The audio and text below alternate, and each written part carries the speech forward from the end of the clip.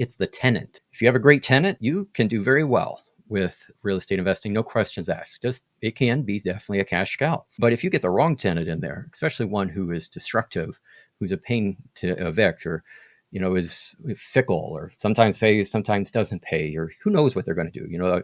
Dave Ramsey likes to say they want to go and change their motorcycle engine oil in the living room, and people do crazy stuff like that. That's not too much of an exaggeration.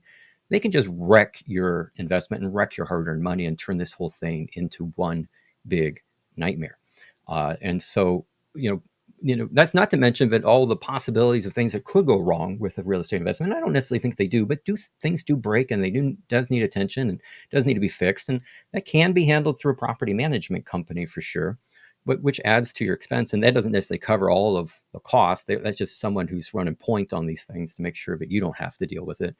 But those concerns, if you're not particularly handy, or not particularly aggressive in managing the property, or not particularly keeping an eye on that tenant and able to have a close eye on things, I think this can go sideways for you in a hurry. And so, in all this idea of like, oh, real estate is such a great investment, maybe it doesn't turn out to be so great. And so I think it's a great investment at the end of the day if it's a good fit for you and what you want to do. And so if this is just like you get real estate investing, you like the business model, you like how it works, you like the idea of like making money in this way, you're inspired by the possibility of giving someone else a good place to live at a fair price, and it makes everybody work and happy, then by all means, go be a real estate investor. I don't think there's anything wrong with that, especially if you're wanting to be kind of engaged in a small business activity, and this is how you want to spend your free time.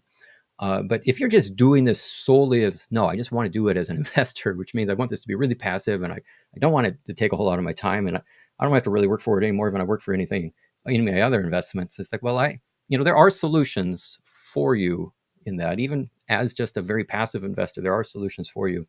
But real estate investing is probably not the right fit then for you. And it's, whatever extra returns it might have probably just aren't worth it to you. The other investment solutions that we can find and pursue are probably only a better fit for your long-term needs.